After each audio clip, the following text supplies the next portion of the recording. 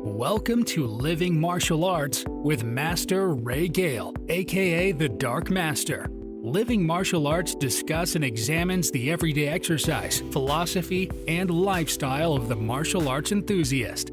The host talks about his own training, past and present, and he also interviews many martial artists to discover how they continue to live their own martial arts journey. Tune in for top tips on how to get the best out of your martial art. Or perhaps you're thinking of starting a martial art. This podcast offers you an easy way to dip your toe in. Sign up for the newsletter at livingmartialarts.com and get regular updates and training tips direct to your inbox. Follow the Dark Master on Twitter, YouTube, and Instagram at Living Martial Arts.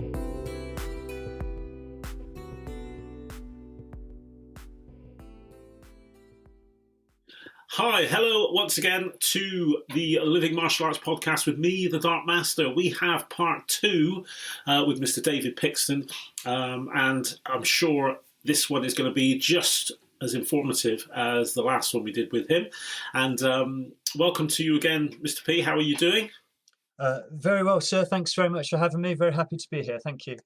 Excellent, excellent. Well, the sun is shining through my window there, and we haven't had a great summer so far. So I'm hoping that if you're listening to this, we're still in the depths of May, and in the early part of May, and we're waiting for the weather to brighten up. But we're going to carry on with Mr. P. We've talked a little bit about his martial arts journey. We're going to ask him some other bits and pieces. Perhaps you can tell us, first of all, my first one really is about, and I think you did allude to this one again on the first podcast, really is about food and food eating regimes. Now, I think when I was, my 20s and 30s, I could probably get away with eating most things. As I was training quite aggressively in those days, and certainly in the early days of my martial arts journey, I was running to work, skipping an hour every day, running back home, and I could eat anything and everything. These days, I've got a very specific diet for a number of reasons. I had a particular health problem with my skin, which people will be aware of. And I still need to make sure that that's okay. And as I'm coming up to a very significant birthday, I like to still keep my fitness levels as reasonable. So my question really is that how you go about your sort of eating regimes. I know you keep yourself fairly fit, and I think you look after yourself. You can see that the body never lies, and you've always had a good physique. So, is it something you've been conscious of? I heard a great phrase the other day, which was that six packs are made in the kitchen and not in the gym. And I think that's a really interesting one. So if anyone's trying to cultivate a six pack and are doing tons of crunches and they're wondering why they're not summer ready, then it might be a kitchen based thing rather than a gym based thing. I just thought that'd be a funny thing to get out there. Bang on, isn't it? Yeah, it is. And well, thanks for what you had to say about my build, sir. I think first of all, I'm fairly lucky in terms of like my genetics, that I have a fairly tall, slender build, and that's touch wood as I approach sort of those slightly slower metabolizing years. That is yet to slow down significantly. But actually, diet and food regimes and things is actually a fairly I wouldn't really say complicated, but it's actually an emotive subject for me. When I was competing, my dietary habits were super strict. I followed a really, really harsh diet and exercise regime, and it gave me actually a little bit of an insight to see how people can develop complex relationships with food, and how sometimes our relationship with food can not always be the most helpful thing. And being aware of your diet and what it does to you. I say your diet, the food, the things that you put into your body and what they do to you actually is something that, again, we're quite happy to go eyeballs out in the gym sometimes, but we're not always ready to make that same sacrifice in the kitchen. I remember when I was I walk around at about I don't know, just around 81, 82 kilos. When I used to fight at competition, I used to fight at under 70 kilos, and the lightest I ever got myself down to was 68 kilos. And it's crazy. It's crazy when you think about how I did that. And one of the things I remember was that the dieting and the weight cutting and all that was sometimes harder than the competition itself. And that is something that a lot of athletes that have to weight cut properly will attest to and relate to. And I don't always think it's the most healthy thing. And actually for people that see those sorts of behaviors, having been through it, I don't know what sort of lessons that really teaches us. It's a lesson that's learned the hard way, I think. So moving on. So anyway, that's a bit of the kind of history of sort of diet and exercise that I've got. And actually, when I was coaching for the squad, whenever anybody came to me for advice on cutting weight and making a certain weight and this, that, and the other, I would always say it's not worth it. Be healthy, eat the right things, and train in the right way. And don't manipulate your weight, because it's not really that safe to do within the amateur confines that we have. If you are a professional person with millions and millions of pounds on the line for a professional MMA fight or boxing match, it's a slightly different question. But actually for us people doing day-to-day things, it's about being sensible. At the moment, I try and eat fairly healthy. I like eating. And I like eating most things. My lifestyle choices now mean that I'm mostly vegetarian, so I don't eat very much meat at all. I'm sort of mostly vegetarian, a little bit vegan as well, but that's not really to do with dietary preference. That's more I've got a small amount of environmental conscious, and I like to think that I'm being a little bit kinder to the planet by eating a bit less of the things I used to eat more of back in the day. So that's sort of where I'm at. I think I'm one of these people, a bit like training actually. Once you get your kind of eye in, you get in the zone, you can really focus on what you want to achieve and put your mind to it. So, sort of food protocols is more to do with my sort of awareness of the environment, actually, rather than what I put okay grade food in myself, and I don't overdo it on any crazy things. It's a fairly quite boring, really. quite a sensible diet that is mostly vegetarian. So, yeah. Well, it's strange. I tend to. I've said this to I think when I was interviewing Adam Woodhouse, but I find it quite fascinating that people sometimes don't relate how they feel to what they've eaten. Definitely. And people say, "Oh, I feel terrible," But I say, "Oh," and I also, what did you eat? They go, "Well," they look at me as if, "Well, what's that got to do with it?" I think, and it's quite strange. And what I've done. Because possibly because of my, health challenges a few years ago, is now I relate how I feel definitely to what I eat. And if I'm not feeling well, I think, right, okay, what did I eat? And I try and sort of think about what I had that particular day and what would have upset me, or what would have made me sluggish or feeling a little bit tired or whatever. Not only what I take in how I feel when I take in my mouth, but also, I'm not sure if I can say this online, but my evacuation as well. Let's call it evacuation. Yes. And I try and take note of those two things, and try and make my decisions on what I eat based on those things. So I don't know if you've got anything to add to that. So what you're saying on that, like one of the things that I think is really important, and actually people don't always realise, is the things like sugar.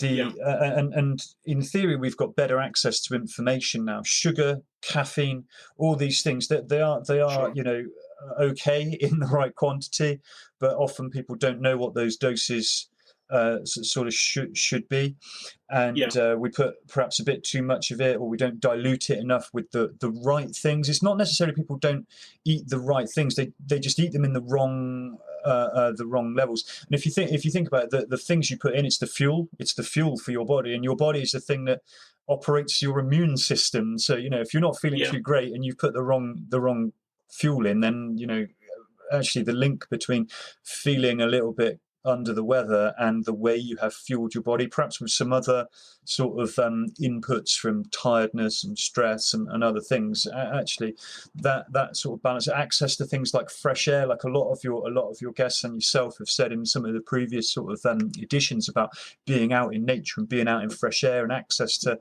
kind of green space, all that contributes to both physical and mental well-being. So it's sort of a very important part of the bigger picture, I guess. Yeah, definitely. I think I also think that not just ourselves as sort of, for want of a better word, amateur athletes, but I remember going to a specialist when I had that quite bad skin condition, and I've still got it. It's just not. It's calmed down a lot, but and saying to the specialist, and I asked the question, would changing my diet help? And the specialist said it would make no difference at all. And I was quite shocked. And I said to them, well, I have changed my diet and it seems to have made a difference. And they seemed to think it was just luck or a coincidence, which really shocked me actually at the time.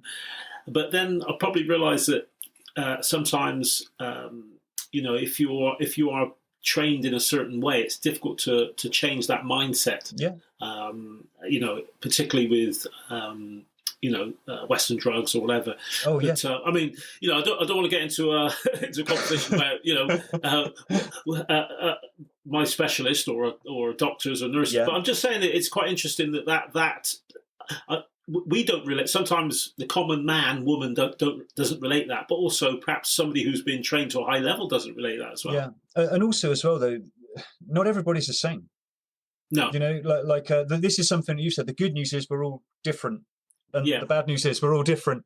And, what works for one person will not work for another person necessarily. And actually having the confidence to make informed decisions and doing things with that, then, actually, maybe for that particular, thing, 99 out of 100 times that physician has had that experience, that's been the outcome. But that, sure. Not every human meat suit that we are is not. They're not all them. They're not all the same, are they? So to say it won't make any difference, because actually you could have changed your diet and rammed in Toblerones morning, noon, and night, and I guarantee that would have made a difference. Well, exactly. And, I mean, I will say to people listening to this, whether you choose to or whatever you choose to eat, my philosophy is see how you feel, eat something, see how you feel, and that your body will tell you whether it likes it or not. And also try and eat things with just one thing on the label. If you eat cabbage, cabbage is just cabbage. And if you look at processed food and you see the amount of stuff that's on the label of a processed food, and that's not to say, don't get me wrong, I love crisps, for example. That is my Achilles heel. If I start eating crisps, I find it very difficult to stop. And other things as well. But all I'm saying is, I think if you're going to eat one thing with one thing on the label and nothing else. No, I couldn't agree more. Sir. You'd be better. So we've talked a little bit about martial arts in the first podcast, and one thing that perhaps you can share with us is what you do when you're not doing martial arts. Now I know that's an interesting story, because now you've got your family, and you've got your boys, and and they will take up a massive amount of your time. But we all need time away. We all need to sort of have a bit of us time, a bit of me time. So really, what you do, what the type of things you like to do when you're not doing martial arts, and give you that energy, that boost to get back in there again. Yeah, well, one of the, I suppose, it's really interesting that there's in sort of some martial art communities, there's a little bit of a running joke that says when you're not training, you're just watching people train on YouTube. And All right. I saw when I looked at this question, I thought, what do you do when you're not doing martial arts? And if I've got a mental bandwidth, I'm still thinking about martial arts a lot of the time. I might watch some on watch some martial arts or something like that. Actually, one of the before I became very busy with family, one of the things that I always used to find was that if you cross-trained a bit, if you practiced some different things, but they're all connected to the same element. In my case, martial art, and we had taekwondo, judo, Brazilian jiu-jitsu, Thai boxing, all the different kind of sort of branches to that main tree. If one of them was sort of getting a bit, I need a bit of a break from it, another one would quite happily fill that gap until you got your sort of mojo back again. Sure. I mean, when I'm not training now, I mean, it's interesting because this question actually raises another sort of issue about the sacrifices that you make for your martial arts as well. So I put, what do I do when I'm not doing martial arts now? I spend time with kids and I spend time working, and that's about it. Okay, Yeah. that's fine. I've got no problem. I love spending time with my family. I love my job. It's great. But before those things came along, I didn't have family, didn't have a particularly challenging or rewarding job, and all that was offset against my passion and practice for martial arts, and I was quite happy doing that. And I'm very happy now. But actually at the time, I didn't mind doing martial arts all the time. It was really good. I really liked it. I suppose that because there's so many different people, so many different stories, so many different techniques, so many things to do that I never really, I don't know, maybe I'm a bit one-dimensional. I never really got bored of it. In that respect. I mean, that aside, I mean, lifestyle-wise, I like music, listening to and playing. Like I can make noise on a guitar. Sure. I quite like playing the guitar when the opportunity was there. Quite like my board games, like playing sort of backgammon and things like that. But actually, the main driver of my time that was not martial arts was other martial arts, actually. That's an interesting point. I mean, I also like a little bit of music. I often say that if I'd spent the same amount of time playing my guitar as I have done doing martial arts, I'm sure I would have charted a number of times. Oh, definitely. Sometimes I look at. I had some tickets to see Nile Rodgers of Chic recently in Bristol, and unfortunately it got cancelled, and I'm due to see him next year. But I love the fact that how he can just play the guitar, and I also think to myself, well, to be honest, he was learning how to do that, and I was learning how to do martial arts. So and he's put as much hours into that as I put into my martial arts, and so I can't complain really. But I'm trying to catch up with guitar playing and harmonica and doing all the other things that I wanted to do while I was extremely passionate and still am about my martial arts. So hopefully improve on those things. One of the things my old training partner and good friend Ollie taught me was that interest in music gives you something to do when you're injured as a young person as well. I remember when I told him I was learning the guitar, and he said, "Oh, it gives you something to do when you're injured." Yeah, definitely. Well, I can vouch for that. At times when I couldn't do martial arts, I certainly picked up my movement side. Well, it sort of brings me on to something else. You mentioned training partner there. Now, I don't know. People I think will see you. I'm just guessing as quite a self-motivated person. I've always seen myself as a very self-motivated person, and I've never really needed a kick to get me training. I've always looked forward to it and thought, right, I can't wait to get up and get out. And these days I get up very early and get out and find a bit of grass and do some exercises, and I love it. And I'm not. I sort of question myself, really. I think, is it the martial arts that I love, or is it just being out in nature, as we mentioned before? Maybe it's both.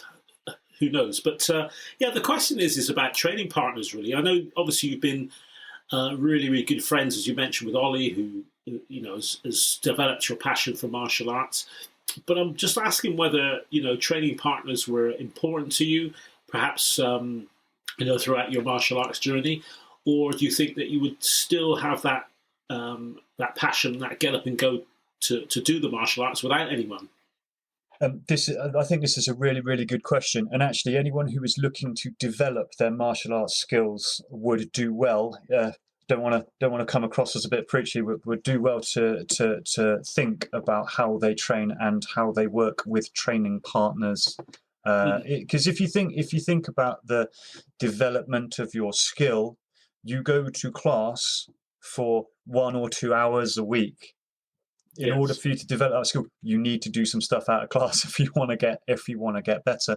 The question is, am I self-motivated? Yes, absolutely. If there's something that I want to achieve, I will achieve it. And that happened to be success in martial arts. Okay, like I got quite good at martial arts because I grafted really, really hard, and I had absolutely zero problems with training, getting up at 5:30 in the morning every day and just crushing it. I had absolutely no problem doing that. I didn't ever go, oh, I don't want to get out of bed this morning. I was up like clockwork, and that attitude has stayed with me like forever. Even now with like young kids, instead of getting up and training, I get to get up and play fire engines. It's still just as good, and I'll still be all over that. I mean, back in the day when I was training at my peak, I was training sort of over 20 hours a week of training, as well as working a full-time job as well. And that was just because I want to be better. And part and parcel of that, you have to tie in training partners with that.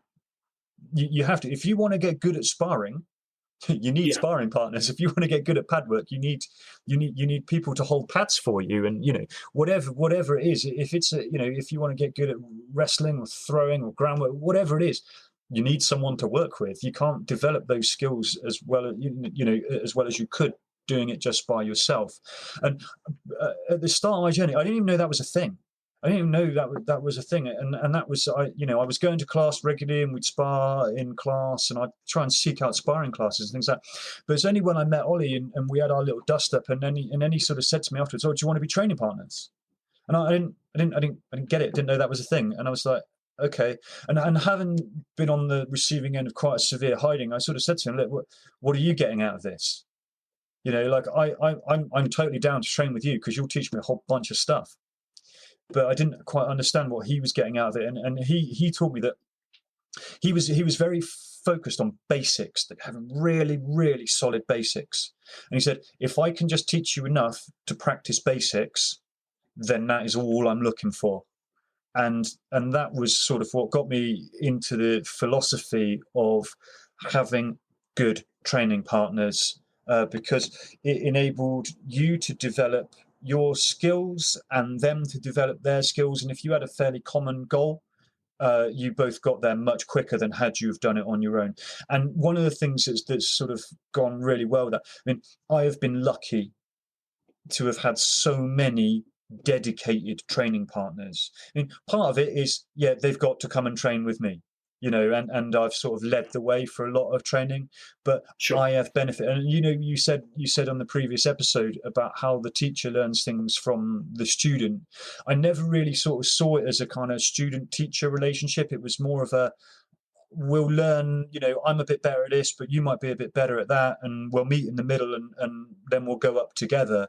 And maximum respect to all of the training partners that I've worked with. Those guys that were prepared to meet me, talk about cool stories in martial arts. My friend Sam, we were training for a competition, and the first session we did was outside in winter. It was -4 degrees, We Right. trained outside on the pads it was like 6 o'clock. It was dark. We just had the light of the street lights.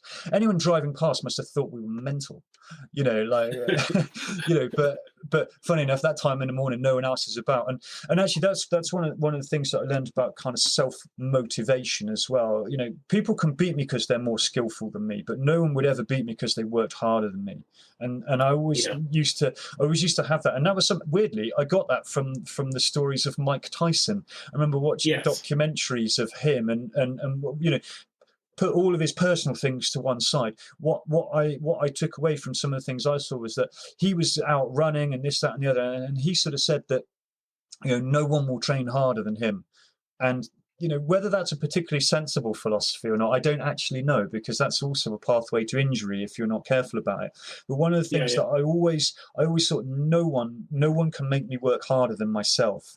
And having that was something that I found was always quite useful whenever I was doing competition or something like that, and we got down to the last minute of the last round and it was time to go eyeballs out. I could always dig in to that extra bit of motivation that I had to kind of get stuck in. And training partners have been absolutely crucial in that. I would not have got as good as I did without the dedicated help and support of all of those training partners, and also also as well the teachers from the classes as well. But if you want to get better, you have to figure out a way of doing it outside of the class. And that was, as well as training myself, if you're the attitude I always had is, if you're by yourself, you can only train the skills you can develop by yourself.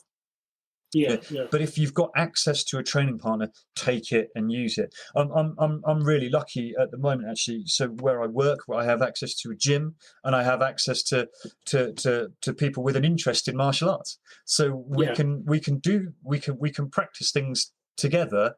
And that not just sparring. If you want to improve some of the other aspects of your technique or your forms or whatever, patterns, whatever it is you're trying to do, having an extra set of eyes to help you just get better quicker with training partners, in my opinion, sir. Yeah, and it's a great answer, by the way, and I can relate to some of that. I used to do some strange things. I used to go out running at 1 o'clock in the morning. Mm-hmm.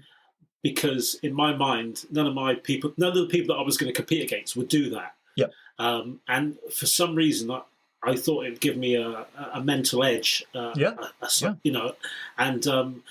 I believed that when I went in and I was facing someone and I looked at them, I thought, this person hasn't been out running 1 o'clock in the morning. And it just made me stronger. I felt a lot stronger because of that. But the training partner thing is interesting, because most of my taekwondo, particularly my competitive part of taekwondo, my training partner was Master O, and but I didn't realise how beneficial having been a lightweight and having somebody who was 6'7", 6'8", sparring against them, how beneficial that was at the time. And it was only looking back, actually, after my competition career and seeing that in the rearview mirror, thinking, wow. Because most of the people I competed against were much taller than me. So it taught me a lot about, things like distances, closing the gap quickly and whatever. And if anybody actually saw myself and Master Ogborn spar, they'd think we hated each other because there was no holds barred. If you ask him what are the hardest times he's been hit, I remember hitting him with a reverse knife hand. We were training, and he had to stop. It was quite, I thought I'd broken his nose. And we had that respect for each other, but we would spar tough. We would spar hard, and we would go home laughing and joking afterwards about different things. Or you hit me, you hit me harder than I hit you, blah blah blah. But I actually didn't realise how beneficial my training partner was, Master O was, until I finished my competition career. And I'm hoping that he feels the same, because a lot of people that he was going to spar would have been smaller and perhaps a little bit quicker. So it sort of taught him how to deal with people like that.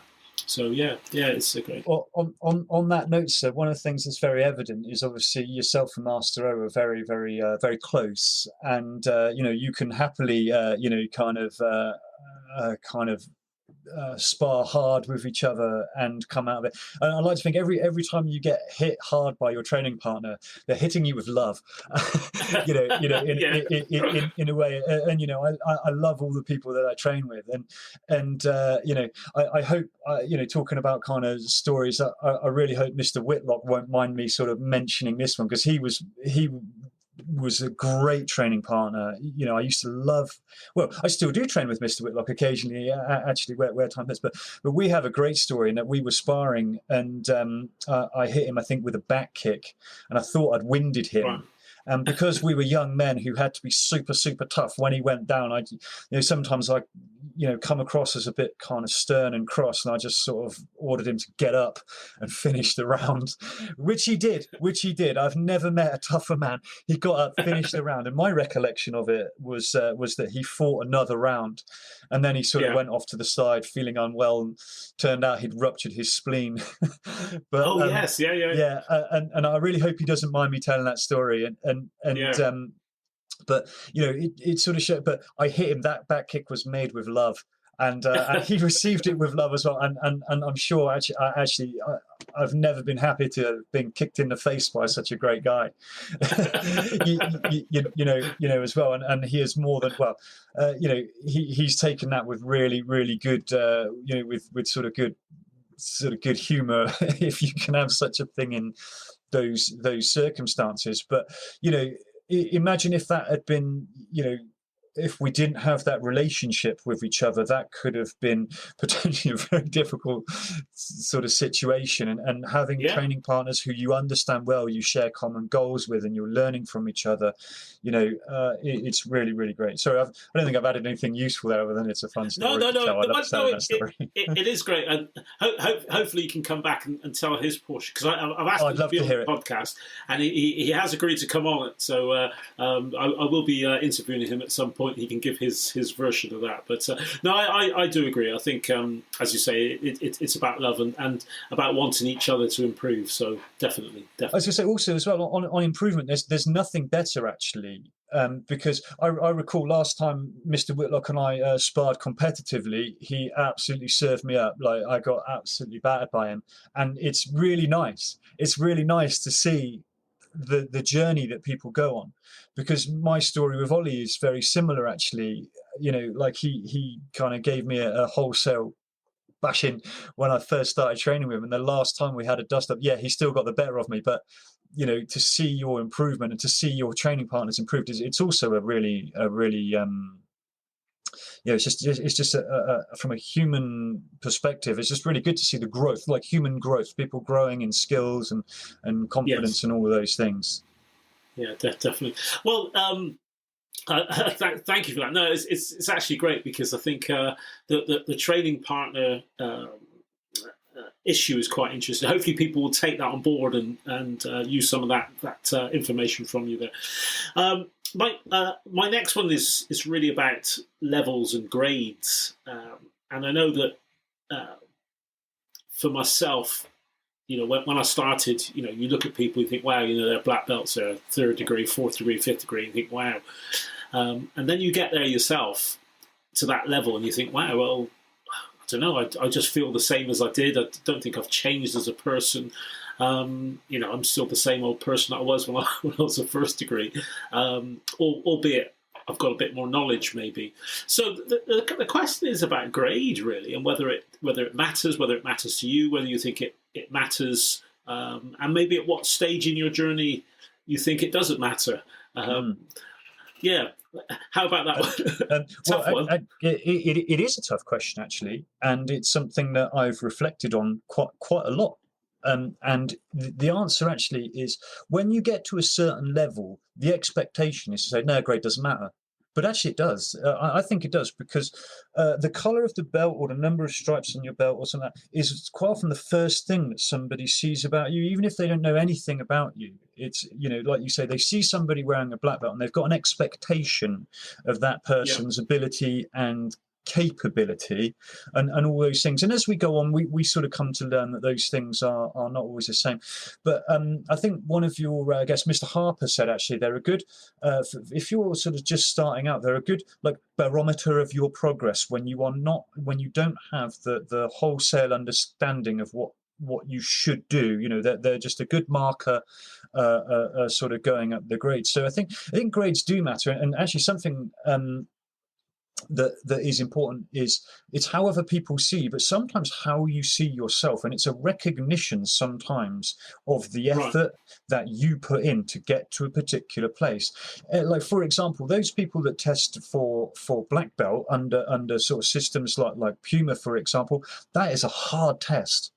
That is a hard test, and to achieve that grade is a recognition of someone's hard work. And there is a spectrum of technical capability all across those black belts, but they've all proven that they've got a particular characteristic or attitude or approach that means that they have earned and they deserve that grade. And I know that is not consistent across all martial arts. Sometimes you just pay your money and jobs are good, and you can join online and get your black belt with Muchacho in 2 weeks. Okay, but I think being able to draw a line and recognise that what you have done, I think it is really important.